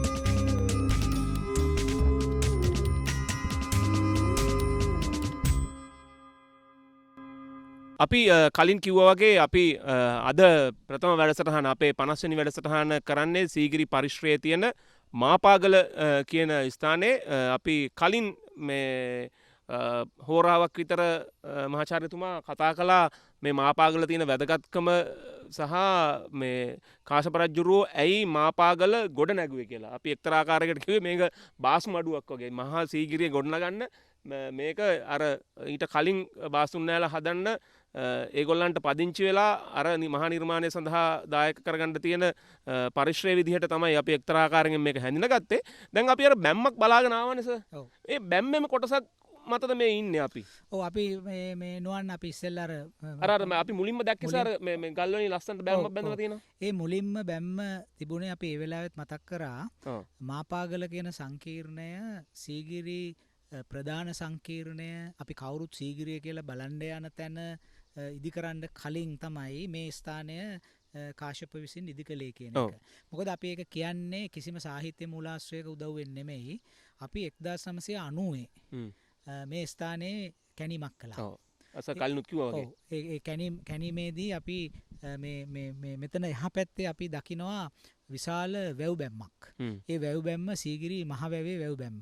එතකොට දැන් මේ අපි මෙතන ඉන්න තැන ඔබට පේනවා අපි මේ කවුරුත් දකින දෙයක් තමයි මෙතන විශාල ගල් බැම්මකුත් තියෙනවා. තව ගල් බැම්ම. මේ ගල් බැම්මේ තමයි ඉඳන් ඉන්නේ. ඔව් ගල් බැම්මේ ඉඳන් ඉන්නේ. ඒතර මේ ගල් බැම්මයි අපි අර ඉස්සෙල්ලා දැකපු ගල් බැම්මයි දෙකක්. ඒක දෙකක්ද? ඒක දෙකක්. මොකද අපි ඉස්සෙල්ලා දැකපු ගල් බැම්ම ඒ මාපාගල සංකීර්ණය. ඒ කියන්නේ මාපාගල කියන ආරක්ෂක ස්ථානය. එහෙම නැත්නම් ඒ වාසස්ථානය කන්දක් උඩනේ තියෙන්නේ. කන්ද වටේට ඉදි කරපු සවිවර බැම්මක් තමයි අපි ඒ දැක්කේ අර විශාල ගල් කුට්ටි වලින් හදපු එක. ඊට පස්සේ අපි තව බැම්මක් දැක්කා මේ අර විශාල මේ පස් බැම්ම. ඔව් ඒ කියන්නේ මෙතනට එන මාර්ගයේ තිබිච්ච එන මාර්ගයේ තිබිච්ච පස් බැම්ම. ඔව් දැන් අපි ඒකේ දර්ශන පෙන්නනවා සර්. ඒ බැම්ම අඩි 20ක් විතර දැනට උසක් තියෙනවා. අපි හැරුවේ ඒ බැම්ම පාමුල. ඒක යට. එතකොට ඒ විස්තරේ මම ඉස්සරහට කියන්නම් මේක විස්තර කරලා ඉවර වෙලා. එතකොට ඒ බැම්ම තමයි සීගිරි මහවැව කියන ප්‍රධාන ජලාශය බැම්ම. එතකොට ඒ බැම්ම මේ දිගට විහිදෙනවා කිලෝමීටර් 8.5ක්. ඒ කියන්නේ මේ ඈත තියෙන වෑවල කියන ගම්මානය දක්වාම මේ වැව් බැම්ම විහිදෙනවා. ඒතර සාමාන්‍යයෙන් අපි ලොකු වැව් අගය කළාට දැන් අපි පරාක්‍රම සමුද්‍රය අගය කරනවා, හුරුළු වැව අගය කරනවා, කවුරුත් දන්නවා. අබේ වැව අගය කරනවා, තිසා වැව අගය කරනවා. ඒතර සීගිරි වැව සීගිරි මහ වැව කියලා මේකට කියන්නේ. සීගිරි මහ වැව ගැන අපි අගය කරන්න අපිට පුරුද්දක් ඇති වෙලා නැහැ. අනිත් එක දැන් මේ අපේ YouTube නාලිකාවේ දර්ශන නරඹන අයට නම් පේනවා මේ කැලෑ වෙලා තියෙන මේක වල් බිහි වෙලා තියෙන මෙතන. එතකොට ඒ වගේ කිලෝමීටර් 8මාරක් දිග වැවක වැව් කණ්ඩිය නටබුන් වෙලා තියෙනවා නම් එතකොට කිලෝමීටර් 8මාරක් දිග වැවක පුරවන්න පුළුවන් වතුර ප්‍රමාණය අති විශාල වතුර ප්‍රමාණයක්. හරි අපි ඉදිරියේදී ඒක සාකච්ඡාවට ගන්නවා. එතකොට නුවන් අහපු ප්‍රශ්නේ තමයි මේ බැමි ඔක්කොම එකක්ද කියන එක. ඒතර අපි ඉස්සෙල්ලා කිව්වා මාපාගල ප්‍රධාන බැම්ම ඒ ආරක්ෂිත බැම්මක් හැටියට මේ ඒ කඳු වැටියේ පාමුල කන්දේ පාමුල යන ආරක්ෂක බැම්ම. අපි කියන්නේ රිටේනින් වෝල් කියලා සවිවර බැම්මක් ඒක. එතකොට ඊට පස්සේ අපි පහු කරගෙන එනකොට දැක්කේ වැය කණ්ඩිය බැම්ම. ඊට පස්සේ දැන් මේ අපි ඉන්නේ ඒකත් මෙතනත් ගල් බැම්මක් හැටියට අපිට පේන්නේ. මේ ගල් බැම්ම ඒ එකකටවත් සම්බන්ධ නැහැ. මේක මේ සීගිරි මහවැවේ මොකක්ද ඒකට කියන්නේ අපි වේව් බ්‍රේකර් කියලා කියන්නේ තරංග රැළපනාව. රැළපනාව කියලා අපේ වචනයක් තියෙනවානේ. රැළපනාව කියලා ගමකුත් තියෙනවා. එතකොට මේ තියෙන රැළපනාව. ඒ කියන්නේ අපි අපි දන්න ඕනෑම ජලාශයක සුළං ක්‍රියාකාරීත්වය නිසා රැලිවල යම්කිසි තරංගාකාර ක්‍රියාකාරීත්වයක් ඇති වෙනවා. ඒක විශාල ශක්තියක් අන්තර්ගත වෙලා තියෙනවා. එතකොට මේ මහවැවේ වතුර පිරලා තියෙන වෙලාවට ඒ වගේ තරංගාකාර සුළං ක්‍රියාවලියක් ඇති වුනහම මේ අඩි 20කටත් වැඩිය උස මේ වැව් බැම්මේ පස් බැම්මක් එක. ඒ පස් බැම්ම කාදනය වෙන්න පුළුවන් කමක් තියෙනවා. එතකොට දැන් අපිට පේනවා මේකේ අපි විද්‍යාත්මකව හිතපු ආකාරයත් මේකෙන් පේනවා. එතකොට අපිට ඒ තරංග ක්‍රියාකාරීත්වයෙන් ඇතිවන කාදනය, ඒ උත්පාදනය කරන ශක්තිය පාලනය කරන්න පුළුවන් වෙන්නේ දැඩි දෙයක් ඒකට මුණ දීලා. ඉතින් මේ අද නම් කරන්නේ කොන්ක්‍රීට් වලින්. නමුත් එදා කලේ ඊටාම මේ පරිසරයට බොහොම හිතකර විදිහට සහ ඇහැට හරි ප්‍රියමනාප විදිහට. ඔව් දැන් සමහරලාට කොන්ක්‍රීට් සහ නැත්නම් ඔබ දැකලා ඇති ගල් බෑග් හදලා මේ ජලාශ වලට බස්සනවා. ඉතින් ඒතර ගල් බෑග් එකක් කියලා කියන්නේ ඒක මිනිස්යාගේ බෑග් එක නිකන් එකක් නේ, ඒක සින්තටික් නේ, කෘත්‍රිම දෙයක්. ඒතර නමුත් මේ හදලා තියෙන රළපනාවල් මෙතන පමණක් නෙමෙයි, අනුරාධපුරයේ රළපනාවල් තියෙනවා වැව්වල. දැන් මේ සීගිරි මහවැවේ රළපනාව උඩ තමයි අපි මේ ඉන්නේ. එතකොට මේවා ඔක්කොම ගල් වලින් කරපු වැඩ. එතකොට අපිට විශේෂයෙන් පේන දෙයක් තමයි මේ සීගිරි කාශ්‍යප රජතුමා සහ ඔහුගේ නිර්මාණවලට පාවිච්චි කරලා තියෙන මේ ස්වභාවික ගල්. එයා හුඟක් වෙලාවට අපිට පේනවා සීගිරියේ මුල් අවදියේදී හැකිතරම් පාවිච්චි කරන්න උත්සාහ ගත්තේ මේ ස්වභාවික ගල්. මේ කළු ගල් කියලා අපි කියන්නේ ඒ වගේ දේවල්. පස්සේ අපිට පේනවා ඊට පස්සේ එහෙම කරන්න බැරි තැන්වල ගඩොල් එකට මිශ්‍ර කරලා තියෙනවා. නමුත් මේ මාපාගලදී අපි දකින විශේෂ ලක්ෂණය තමයි ගඩොල් සම්බන්ධ වීම ඊටාම අවමයි. ඒ කාලේ ගඩොල් පිළිබඳව ලොකු උනන්දුවක් තිබුණේ නැද්ද? නැත්නම් ගඩොල් පුලුස්සලා පාවිච්චි කිරීම පිළිබඳව සොයාගෙන තිබුණේ නැද්ද? ගඩොල් වලින් මම අපිට තිබ්බනේ අනුරාධපුරේ තියෙනවානේ. දැන් කාශ්‍යප රජතුමා මේ රාජ්‍ය පාලනය කරන්නේ ක්‍රිස්තු වර්ෂයෙන් 5 වෙනි සතවර්ෂයෙන් වලට අපේ ගඩොල් තාක්ෂණය ගඩොල් වලින් බඳපු ගොඩනැගිලි අපි රුවන්වැලිසෑය හදලා ඉවරයිනේ. නමුත් මෙන්න මේව තමයි අපි ඊටාම සියුම්ව පරීක්ෂා කරන්න අපිට නියමිතව තියෙන්නේ. ඇයි? මාපාගල සංකීර්ණයේ තියෙන නිර්මාණවලට ඊටාම අවම වශයෙන් ගල් පාවිච්චි කරලා තියෙන්නේ. දැන් අපේ මුල් වැඩසටහන් වලදී අපි කිව්වා අපේ දේශීය තාක්ෂණය හා අපේ දේශීය ප්‍රජාව ඔවුන්ගේ නිර්මාණ බොහෝමයක්ම මේ ගල් සම්බන්ධයෙන් කරලා තියෙන කියලා. අපි මතක් කරා තෙරිපැහැ අර තියෙන විශාල ගල් බැමි. අපි පෙන්නුවත් එක්ක සමහර දර්ශන ඒ වගේ. එතකොට මේ ගල් වලින් වැඩ කිරීම. දැන් අපි මතක් කරලා තියෙන අනුරාධපුරයට ගියත් ඒ තියෙන විශාල බැමිවල ගඩොල් බැමිවල යට තියෙන්නේ කළු ගලින් කරපු මට්ටමක් තියෙනවා. ඒ කියන්නේ ඒවා උඩ තමයි ගඩොලෙන් අනිත් බැමි ඉදි කරලා තියෙන එක පසු කාලයක වෙච්ච දෙයක් වෙන්න ඕන. ඉට්ටිකා කියන වචනේ අපේ සෙල්ලිපි වල එන්නේ ක්‍රිස්තු වර්ෂයෙන් ටිකක් ක්‍රිස්තු වර්ෂෝදයේ ඇවිල්ලා ටිකක් පසු කාලයක තමයි ඉට්ටිකා කියන වචනේ එන්නේ. කියන්නේ ඒක පිළිගත් වාස්තු විද්‍යාත්මක කටයුත්තක් බවට පත් වෙන්නේ ටිකක් පසු කාලයක. ඒතර මෙතන හරි විශේෂයි. මොකද අපි ඉස්සෙල්ලා කතා කරා මාපාගල ගැන කලින් කොටස් වල. ඒතර මෙතනට අපි ඇවිල්ලා ඉන්නේ. දැන් අපි මූණ දීලා ඉන්නේ සීගිරි මහවැවට. ඔව් දැන් ඔබට මේ තප්පරයක් දෙන්න. දැන් ඔබට අපි චන්ද්‍රිකා ඡායාරූපයක් පෙන්වනවා. ඕකේ ඔය තිතේ තියෙන්නේ අපි දැන් මේ වාඩි වෙලා කතා බහ කරන තැන. දැන් එතනින් එහාට දැන් ඔය අපි දැන් අපේ රේඩියෝ එකේ අහන් ඉන්න කට්ටියට කියන්නම් අපි මේ බැම්මේ අපි මූණලා ඉන්න ප්‍රදේශය තමයි වැව හැටියට සැලකෙන්නේ. දැන් ඒකේ ගෙවල් හැදිලා කුඹුරු තියෙනවා, කෙත්වතු තියෙනවා. එතනින් අපි පිට දීලා ඉන්න බන්ටකෙන් එහා පැත්තේ තියෙන්නේ මේ වැවෙන් මීට අවුරුදු ගණනාවකට කලින් කාශ්‍යප යුගයේ ගොවිතැන් කරපු ගොවිබිම් ටික. එතකොට දැන් අපි මේ වැඩසටහන ප්‍රචාරය කරලාට පස්සේ අපේ හිතවත් ශ්‍රාවකයෝ හිතන්න පුළුවන් සීගිරි මහවැව ගැන කිව්වා. ඒ වැඩසටහනේ අපි යන්න ඕන සීගිරි මහවැව බලන්න කියලා. අර පරාක්‍රම සමුද්‍රයේ ඔළුවේ තියාගෙන ඇවිල්ලා සීගිරි මහවැව හොයන්න එපා කියලා අපි ඉල්ලා හිටිනවා අපේ හිතවත් ශ්‍රාවකින්ගෙන්. මොකද එහෙම ආවොත් බලන්න තියෙන්නේ මහා කැලෑවක්, හෝටල් සංකීර්ණ, ගම් තුලාවල්, කැලෑවල් ඒවා ඔක්කොම වල් බිහි වෙලා තියෙන. ඒ නිසා අපිට පේනවා අපේ උරුමය, අපේ සිතිවිල්ල. මං හිතනවා ඒවා දැන් තවමත් වනයෙන් වැහිලා තියෙන්නේ. ඒ නිසා මේ සීගිරිය කියන එක පිළිබඳ විවිධ අර්ථ නිරූපණ, විවිධ අර්ථකථන අපිට පේන්න තියෙනවා සමාජ මාධ්‍ය ජාලාවල නොඑක් තැන්වල. ඒවා ඔක්කොම සීගිරිය දිහා බලලා සීගිරිය ගැන කියන කතන්දර. නමුත් අපිට උවමනා වෙලා තියෙන්නේ සීගිරිය කියන එක තේරුම් ගන්න බෑ. සීගිරිය අවට අඩුම තරමේ සීගිරිය කේන්ද්‍රය හැටියට අරගෙන අඩුම තරමේ කිලෝමීටර් 5කවත් අරයක් තියෙන වෘත්තයක් ඇතුලේ තියෙන ප්‍රදේශය අවබෝධයට ගන්න නැතුව සීගිරිය අපිට තේරුම් ගන්න පුළුවන් කමක් නැහැ. ඒක තමයි නුවන් අපිට වැදගත් වෙන්නේ. අපි මේ මාපාගල සංකීර්ණය ගැන මේ කතා කරන අවස්ථාවේදී මේ මාපාගල කියන එක සීගිරිය ඉදිකරන්ට පෙර අවධියක ඉඳලා මාපාගල දියුණු වෙච්ච බවට අපිට පුරාවිද්‍යාත්මක සාක්ෂි තියෙනවා. මොකද අපේ මේ මෙතන සීගිරි මහවැවේ බැම්ම යට කැනීම් කරන අවස්ථාවේදී සීගිරි මහවැවේ බැම්ම යට තිබිලා අපට රෝමානු කාසියක් සොයාගන්න පුළුවන්කම ලැබුණා. මේ බැම්ම මේ බැම්මේ යට මේ බැම්මේ යට රෝමානු කාසියක් තියෙනවා කියලා කියන්නේ රෝමානු කාසිය උඩ තමයි බැම්ම හදලා තියෙන්නේ. ඒතර ඒ කියන්නේ රෝමානු කාසිය පරණයි බැම්මට වැඩිය. ඒතර රෝමානු කාසිය දිහා බැලුවාම ඒ රෝමානු කාසිය අඳුරන්න බෑ. ඊටාම දුර්වල තත්ත්වයට ගිහිලා කොයි රජ්ජුරුවද කියලා අඳුරන්න බැරි තත්ත්වයට. නමුත් අපි දන්නවා මේ ප්‍රමාණයේ රෝමානු කාසි ක්‍රිස්තු වර්ෂයෙන් පළවෙනි සතවර්ෂයේ ක්‍රිස්තු වර්ෂ 2 3 4 විතර වෙනකොට ලංකාවේ සංසරණය වෙන්න පටන් ගත්තා. ඒ රෝමානු කාසි. ඉතින් එහෙමනම් අපිට පේනවා මේ වැව් බැම්මේ වැඩේ පටන් අරන් තියෙන්නේ කාශ්‍යප රජතුමා සීගිරිය නිශ්චිත වශයෙන් ඉදි කරන්න කලින්. එතකොට ඒ විතරක් නෙමෙයි සර්. දැන් කාසි භාවිතා වුණා කියන්නේ වෙළඳ පොළ ක්‍රමයක් මේ බැම්ම හදන්න කලිනුත් මේ භූමියේ තිබිලා තියෙනවනේ. නෑ ඒක එහෙමයි. මොකද අපි අර අනුරාධපුර එම්පෝරියම් එක ගැන කලින් කතා කරලා තියෙනවානේ. ඒ කියන්නේ මේ නගර දියුණු කරන්න බෑ අපිට කෘෂිකර්මය කළා විතරක්.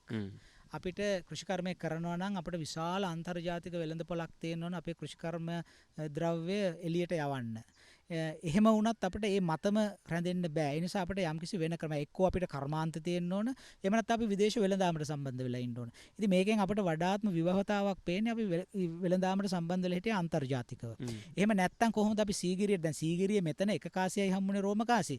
සීගිරිය උද්‍යානය ඇතුලේ රෝම කාසි 100 ගාණක් හම්බෙලා තියෙනවා. ඒ කියන්නේ මෙතනත් වෙළඳුන් ආවගිය තැනක් සම්බන්ධතාවක් තිබුණා. මොකද සීගිරිය ගැන අපි අද කියන්න යන්නේ මේ ඉදිරියට අපි ඉදිරි වැඩසටහන මොකද අද අපි ආරම්භයක් නෙගන්නේ මේ මාපගලින් අපි ඉදිරියට කියන්න යන්නේ සීගිරිය ගැන මේ අපේ කවුරුත් දැනගෙන හිටපු කතාවට වඩා වෙනස් කතාවක්. ඒ වෙනස් කතාව අපේ හිතලු කතාවක් නෙමෙයි. පහුගිය අවුරුදු 30ක පමණ කාලය තුල මේ ස්ථානයේ විවිධ විශිෂ්ට ගණයේ පුරාවිද්‍යාඥයෝ ඇවිල්ලා කැනීම් කරලා සොයාගෙන ඉදිරිපත් කරලා තියෙන පුරාවිද්‍යාත්මක සාක්ෂි මත ඉඳගෙන මේ සීගිරිය දෙස අපි බලන්නේ කොහොමද කියන එක. මොකද සීගිරිය තරම් මත ගොඩනැගිච්ච වෙන කිසිම පුරාවිද්‍යාත්මක ස්ථානයක් නැහැ ලංකාවේ. සීගිරිය ගැන තමයි විවිධ මත තියෙන. චිත්‍ර ගැන මත තියෙනවා. සීගිරි ගල පිළිබඳ මත තියෙනවා. කාශ්‍යප ගැන මත තියෙනවා. සමහර මත ඉතිහාසයෙන් හදපු මත. ඒ මත ඉඳගෙන අපි හදපු මත. ඒ දෙකොටසටම නොයැටෙන වෙනත් උපකල්පන මත හදන මත ගොඩක් තියෙනවා. ඒ නිසා අපි මේ සීගිරිය කේන්ද්‍ර කරගෙන කරන වැඩසටහනේ මුල් වැඩසටහන හැටියට අපි අද මේ මාපගල ඉඳගෙන කරන වැඩසටහනේ මේ කොටසේදී අපි පෙන්වන්න යන්නේ මේ මාපාගල කාශ්‍යප යුව රජ හැටියට හිටියයි කියලා අපිට ඉතිහාසයේ වාර්තා වෙනවා. උපරජ හැටියට සීගිරි කාශ්‍යප රජතුමා සීගිරිය කියලා අපි අගය කරන මේ සංකීර්ණය ගොඩනගන්න කලින් ඉඳලා ඒකේ මුල් අවස්ථාව සිද්ධ වෙනකොට කාශ්‍යප ස්ථානගත වුණේ මාපාගල. ඒකනේ ඒකට මාපාගල කියන්නේ මහාදිපාදගේ ගල. මහාදිපාද ආදිපාද කියලා කියන්නේ උපරජ කියන එක. වයිස්රෝයි කියලා වචනයක් තියෙනවානේ. උපරජු. ඒතකොට කාශ්‍යප උපරජු හැටියට ගත කළේ මේ ස්ථානේ. මේක සීගිරියට තරම් දුර නෑ. මාපගල හිටගත්තම එහා පැත්තෙන් අපිට මේ සීගිරිය හොඳට පේනවා උතුරු පැත්තෙන්. ඒතකොට ඔහු මෙතන ඉඳගෙන තමයි ඉදිකිරීමේ කටයුතු වල නිරත වෙන්න ඇත්තේ. මොකද සීගිරිය ඉදිකිරීම පමණක් නෙමෙයි ඔහුට පිරිස් බලය සංවිධානය කරගන්න වෙනවා. අපි දන්නවා අපි ඉදිරියේදී මතක් කරනවා මීට කිලෝමීටර් 9ක් විතර එහා පැත්තේ අපි අලකොළ වැව කියලා ස්ථානයක් සොයාගෙන තියෙන පුරාවිද්‍යාඥයෝ එතන යකඩ උණු කිරීම පිළිබඳ සාක්ෂි හම්බුණා. යකඩ උඳුන් කීපයක් මතු කළා. ඒවා කාල නිර්ණය කළා. ඒතකොට අපිට පේනවා මේ නගරය ගොඩනගා ගන්න මේ කාශ්‍යපට එයා මේ කාශ්‍යපගේ රාජ්‍ය කාලයේ අවුරුදු 18ක් වුණාම හැම කෙනාම අහනවානේ සීගිරිය වගේක් අවුරුදු 18න් කරන්න පුළුවන්ද කියලා. නමුත් අපිට පේනවා මේක අවුරුදු 18ක ව්‍යාපෘතියක් නෙමෙයි. එයාගේ රාජ්‍ය කාලේ 18 බව හැබෑව. නමුත් ඔහු කාලෙක ඉඳලා මේ පළාතේ ඔහුට පක්ෂ මිනිස්සුත් එක්ක ඔහු මේ සංකීර්ණ ඉදිකිරීමේ කටයුත්ත කරගෙන යනවා. ඒකම රාජ්‍ය සමයට සර් දැන් සීගිරි කාශ්‍යප රජුරුවන්ගේ රාජ්‍ය සමය අවුරුදු 18යිනේ. එතකොට ඔහු මහා අධිපතිවරයෙක් වෙලා හිටපු ඒ කොටසත් අර 18ට ඇතුළත්ද? නෑ ඔහු රජ බවට පැමිණීම තමයි ඒ 18න් පටන් ගන්නේ. එතකොට මාපාවරයෙක් විදියට හිටපු කාලේ යුවරජ විදියට හිටපු කාලේ වෙනම ගණනය කරන්නත් පුළුවන්. වෙනම ගණනය කරන්න පුළුවන් නේ. හරි. දැන් සාමාන්‍යයෙන් අපේ ඉතිහාසයේ මාපාවරු ආදිපාදවරුන්ගේ කාලේ සටහන් කරන්නේ නෑ. රජෙක් අභිෂේක ලැබුවට පස්සේ තමයි රාජ්‍ය වර්ෂය අපි සටහන් කරන්න පටන් ගන්න. එතකොට නමුත් අපිට පේනවා අපි සැබෑ යථාර්ථයට යන්න එපා නේ. මේ කියන්නේ දැන් මේ දේවල් වලින් පේනවනේ මෙතනත් මාපාවරයෙක් හැටියට අඩුම ගානේ අවුරුදු 5ක් 6ක්වත් ඉන්න ඕනේ මෙහෙම මෙච්චර ලොකු නිර්මාණයක් කරන්න. එතකොට ඒ වගේම සීගිරි ගල විතරක් නෙමෙයිනේ සීගිරි චිත්‍ර ටිකයි එතන තියෙන පොකුණු ටිකයි විතරක් නෙමෙයිනේ සීගිරිය කියලා කියන්නේ. එතකොට සීගිරිය නඩත්තු කරන මිනිස්සු කොහෙද හිටියේ? ඉතින් මේ වටේ ජීවත් වෙන්න ඕන නේ මේ අපි හිත නිකන් හිතන්න සීගිරියට වැඩට ආපු අය මේ උද්‍යානයේ මල් ලෑන්ඩ්ස්කේපින් වවන්න කරපු කට්ටිය. ඔව්, මේ පොකුණු සුද්ධ කරන්න ආපු මල කට්ටිය ගස් වලට වතුර දාපු කට්ටිය. ඒගොල්ලෝ කොහෙද හිටියේ? ඒවා අපි ඒවා ගැන කතා කරන්නේ නැහැ නේ. ඒ නිසා සීගිරිය ගැන අලුත් මානයක් සකස් කරන්නයි අපි හදන්නේ. අපිට සීගිරිය උඩේ ඉඳන් බැලුවම ඒ සීගිරියේ තියෙන ප්‍රධාන අංගෝපාංග ටික පේන්න පටන් ගන්නවා. එතනින් ඒ කේන්ද්‍රීය තැනක් තමයි මාපාගල. ඒතර මාපාගලනේ සීගිරි වෘත්තාන්තේ පටන් ගන්න ඕන තැන. අපි සීගිරියට ඇතුල් වෙන්න කලින් සීගිරිය ගැන පෙරවදන ලියන්න ඕන මාපාගලත් එක්කනේ. ඒතර අපි මේ මාපාගලට ඇවිල්ලා ඉන්න මොහොතේ අපිට මාපාගල බැම්ම දැක්කා. මේ රිටේනින් වෝල් එක සයුර බැම්ම දැක්කා. ඊට පස්සේ අපි ආවා සීගිරි මහවැව මාපාගල අයිනෙන් පටන් ගන්න. මේ බැම්ම ඇවිල්ලා වදින්නේ මාපාගල අයිනට. එතකොට මෙතනින් රජුරු සීගිරි මහාධිපාද වෙලා ඉන්න හැට කාලේ කාශ්‍යප කල්පනා කරන්න ඇති දැන් මගේ ඉදිරි වැඩපිළිවෙල අනුව මහජනතාවට ඕන ජීවත් කරවන්න ඕන, නඩත්තු කරගන්න ඕන, සංවර්ධනය ඕන. ඒ නිසා ඔහු මේ වැවත් ඉදි කරන්න පටන් ගන්න. ඒතර අපිට සීගිරි කාශ්‍යපට පෙර කාලයට අයිති රෝමානු කාසියක් මේ වැවේ බැම්ම පාමුල තිබිලා හම්බුණයි කියලා කියන්නේ මේ ව්‍යාපෘතිය පටන් ගන්නේ ටික කාලයකට කලින්. සීගිරි නියම විදිහට කාශ්‍යප සිංහාසනයට එන්න කලින් අපි දන්නවනේ කාශ්‍යපට සිංහාසනයට එන්නත් ප්‍රශ්න තිබුණයි කියලා පෙන්නනවා අපිට. මේක ගැන අපි කතා කරනවා ඊළඟ වැඩසටහනේදී සීගිරිය පිළිබඳව වංශ කතා කියලා තියෙන දේවල් කොහොමද කිරාමැන බලන්න අපිට තියෙන ඉඩකඩ විශේෂයෙන් පීතෘඝාතක කියන කාරණේ. පීතෘඝාත සංකල්පය මේවා ගැන අපිට එබෙන්න සිද්ධ වෙනවා ඉදිරි වැඩසටහන ගැන කතා සීගිරිය ගැන කතා කරනකොට. ඉතින් නුවන් අපිට හොඳට පේනවා මේ අපි කවදාකවත් අහපු නැති සහ හිතපු නැති පැත්තක් ගැන කාශ්‍යප තමාගේ ප්‍රධාන ව්‍යාපෘතිය අද ලෝක උරුමයක් කරලා යුනෙස්කෝ එක බලන එක. අපි කවුරුත් ඇවිල්ලා බලන එක. හරි. මේ ඔබ කියනවා වගේ අර කෙලින් පාර සීගිරිය කියන වැඩසටහන වාහනයෙන් බහැලා කෙලින්ම ගලට නැගලා බහැලා ආපහු ගෙදර යන ඒ තියෙන ඒ මතයට අපි ජනතාවට අපිට මත බින්දින්න නෙමෙයි උවමනා. අපිට උවමනා වෙන්නේ මහජනයාට Tamanට අයිති උරුමයක් නියමානුකූලව බලලා තේරුම් අරගෙන කියන්නේ අපේ විශිෂ්ටතාව. මේ අපේ උරුමනේ අපේ ප්‍රවේණියනේ. දැන් මේ රළපණාව. මේකේ තාක්ෂණය. ඒතර කිලෝමීටර් 8.5ක් දිගට වැව් කණ්ඩියක් හැදීම. ඒතර ඒ කණ්ඩිය හදන එක, කණ්ඩිය හදන එක වතුර පාරකින් කඩාගෙන යන්න නෙමෙයි. අදත් ඒ බැම්ම එහෙමම තියෙනවා. ඒ ඉදි කරාට පස්සේ. ඒතර මේවැයි තියෙන තාක්ෂණය. ඒතර අපි දැක්කා අර මේ අඩිය අඟලට තලනවායි කියලා අද අපි සාමාන්‍යයෙන් කියනවනේ.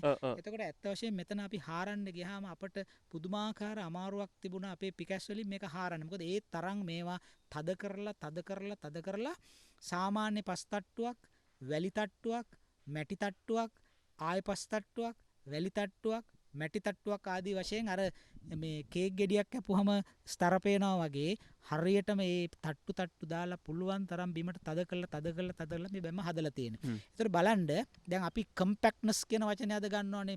තැලීම, තද කිරීම. දැන් මේවා ඔක්කොම අපේ සිවිල් ඉංජිනේරු දැනගෙන හිටියානේ. අපේ වාරි මාර්ග ඉංජිනේරු දැනගෙන හිටියා. ඉතින් කාශ්‍යප පීතෘඝාතකයෙක් කියලා ඉතිහාසයේ කුණු මුල්ලට දාන එක නෙමෙයි කරන්න තියෙන්නේ. ඔහු විසින් මේ නියම සුදුසු පුද්ගලයෝ. දැන් අදවත් එක කරන්න බෑනේ.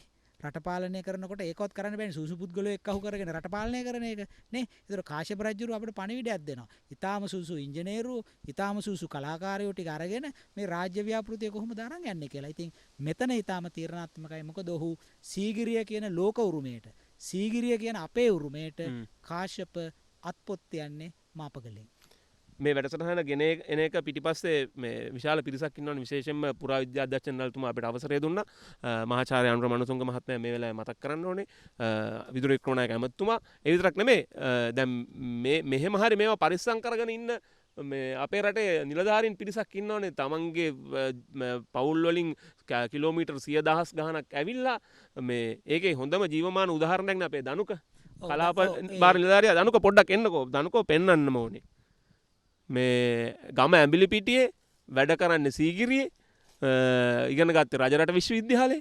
මේ ඉතින් අපේ වැඩසටහන හමාර කරන්න ඉස්සෙල්ලා දැන් ඔබ මෙතන මේ බාරව ඉන්න නිලධාරියෙක් හැටියට මොකක්ද අපේ රටේ දැන් මේ අන්තිම විනාඩි කිහිප යන හින්දා මොකක්ද අපේ රටේ මේ සීගිරිය බලන්න එන ජනතාවට දෙන්න කියන්න තියෙන කතාව? සීගිරිය බලන ජනතාවට කියන්න තියෙන්නේ සීගිරිය කියලා කියන්නේ මේ හුදකලා වෙච්ච තනිගලක් නෙවෙයි. සීගිරියට ඊට වඩා දේවල් තියෙනවා බලන්න. එතකොට දුවගෙන ඇවිල්ලා එකපාරම ගලුවට ගිහලා සීගිරිය වටා නිකන් ෆොටෝ කීපයක් අරගෙන ඉවරලා සීගිරිය බලනට වඩා හොඳ සීගිරියේ මේ තියෙන තාක්ෂණය අපි ඊළඟ පරම්පරාවට දෙන්නේ මොකද්ද කියන එක හොයාගන්න එක. අපි හොයාගන්න ඕන දරුවන්ට අපි දෙන්න ඕන පණිවිඩය මොකද්ද කියන එක. ඕනෑම තැනක ගිහලා හොඳ ලස්සන ෆොටෝ ටිකක් අරන් මාසෙකින් එක අයින් කරන්න දාන්න පුළුවන්. හැබැයි ඊට වඩා අපිට දායාද වෙච්ච උරුමයක් තියෙනවා. අන්නේ උරුමය අපි ඊළඟ පරම්පරාවට දෙන්න ඕන නැත්නම් මේක ඉතින් නැති වෙලා යනවා. ඒක අතර දෙන්න ඕන අවබෝධයෙන්ම සීගිරිය බලන්න කියන සීගිරිය බැලුවාම ඒක ළමයෙක්ට පුළුවන් වෙනවා සීගිරියේ තියෙන තාක්ෂණය ගැන පොඩි හරි පැහැදිලි කිරීමක් කරන්න තව කෙනෙකුට. ඔව් දැන් මේ දනුක අපි මහාචාර්යතුමා මහාචාර්ය රාජසෝම දේවයන් මේ අතන පරණවිතාන මහත්තයා හිටපු ඒ ඉලුක් හැවිලි කර ගෙදර ඉඳලම දැන් අපි මෙතනට මේ අවසානයේ දක්වාම කතා කරනවානේ මේ සීගිරි මහවැවේ රැළපනාව වෙනකන් මේ දැන් ඔබ මාපගල පාමුල ඔබේ කාර්යාලය එක්ක කටයුතු කරන කෙනෙක් මේ ඔබ මාපගල ගැන ඔබේ තියෙන අදහස මොන වගේද? මාපගල දැනට අපි සම්පූර්ණයෙන්ම අතහැරලා තියෙන තැනක්. ඒ කියන්නේ සීගිරිය සමග බද්ධ වෙලා නැති සීගිරිය හුදකලා වෙලා මාපාගල වෙන් වෙච්ච තැනක් වගේ.